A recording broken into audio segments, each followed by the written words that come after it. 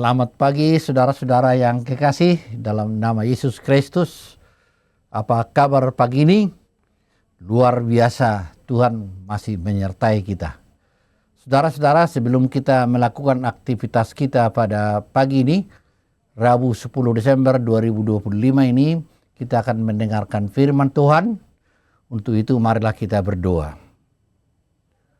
Damai sejahtera Allah yang melampaui segala akal, itulah yang mengawali hati dan pikiran saudara di dalam nama Yesus Kristus Tuhan kita.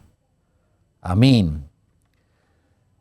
Salam saudara-saudara, yang menjadi renungan yang perlu kita renungkan pagi ini diambil dari kitab Kisah Para Rasul 9 ayat 17 yang berbunyi sebagai berikut. Ananias pergi dan masuk ke rumah itu. Ia menumpangkan tangannya ke atas Saulus, katanya, "Saulus saudaraku, Tuhan Yesus yang telah menampakkan diri kepadamu di jalan yang engkau lalui, telah menampakkan diri kepadamu di jalan yang engkau lalui, telah menyuruh aku kepadamu, supaya engkau dapat melihat lagi dan penuh dengan Roh Kudus." Saudara-saudara yang kekasih, pasti kita pernah mengalami kebencian. Apakah itu oleh karena ada yang tidak cocok dengan kita atau macam-macam kemungkinan. Tetapi cinta pun pernah. Jadi dua ini adalah pengalaman kehidupan kita. Tetapi yang menjadi pokok kita pada renungan pagi ini, bagaimanakah benci betul-betul dirubah menjadi benar-benar cinta. Apakah mungkin seseorang berubah 180 derajat? Orang yang membenci dirubah menjadi benar-benar cinta. Saudara-saudara yang kekasih, itulah yang terjadi pada perjumpaan Saulus dengan Tuhan Yesus yang telah bangkit itu, menghasilkan transformasi radikal dalam diri Paulus.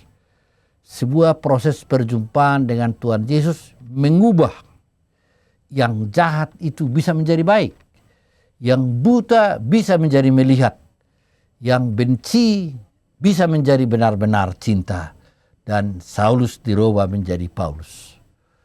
Oleh karena itu saudara-saudara, jangan pernah meremehkan kuasa Tuhan. Karena kuasa Tuhan itu bisa mengubah hati, pikiran, bahkan karakter seseorang. Baik diri kita sendiri juga dirubah menjadi baik. Hati dan diri pasangan kita juga bisa dirubah. Anak, kakak, adik, orang tua pun bisa berubah. Saudara kita, tetangga kita, kekasih kita, teman kita, dan siapapun juga. Nah, oleh karena itu jangan lupa mendoakan orang yang saudara benci. Jangan lupa berdoa untuk saudara-saudara kita, sehingga benci itu hilang dan dirubah menjadi benar-benar cinta. Betapa kuat kuasa kasih Tuhan Yesus Kristus. Rancangannya berwujud pada perjumpaan yang mengubah Saulus menjadi Paulus. Sebelumnya ia mengejar-ngejar orang-orang yang percaya kepada Tuhan Yesus. Kemudian setelah benci, sekarang dirubah menjadi benar-benar cinta. Pemulihan datang lewat ketaatan. Siapapun orangnya, termasuk orang biasa, kita bisa dirubah oleh Tuhan. Tapi kita harus taat kepada Tuhan. Ananias bukan rasul besar, hanya murid biasa yang taat akan Tuhan. Namun melalui ketaatannya, taat kepada Tuhan, mau mendengarkan suara Tuhan, maka dia dipakai untuk memulihkan Saulus. Tuhan sering memakai orang yang tidak terkenal, yang pekerjaannya tidak begitu dihargai orang. Tapi justru ketaatan yang sederhana bisa mengubah hidup seseorang. Oleh karena itu jangan kita lupa mendoakan setiap orang yang beserta dengan kita. Mari kita setia mencintai, mengasihi semua orang. Jauhkan kebencian dalam hidup kita.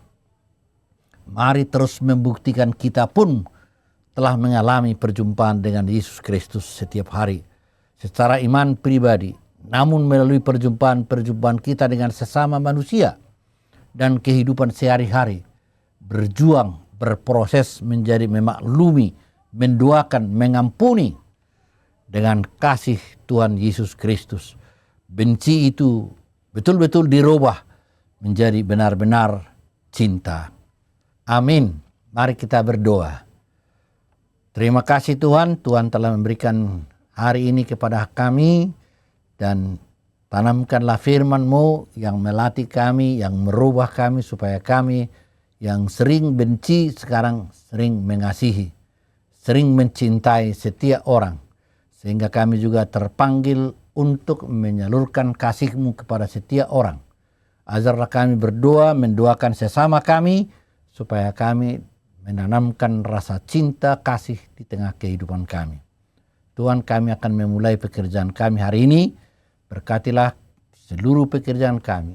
Saudara-saudara kami yang masih sakit, Tuhan, jamah supaya mereka juga sembuh dan dirubah menjadi orang yang sehat. Terima kasih Tuhan, ampuni segala dosa kami, dan terimalah doa kami ini di dalam nama Anak Yesus Kristus Juru Selamat kami.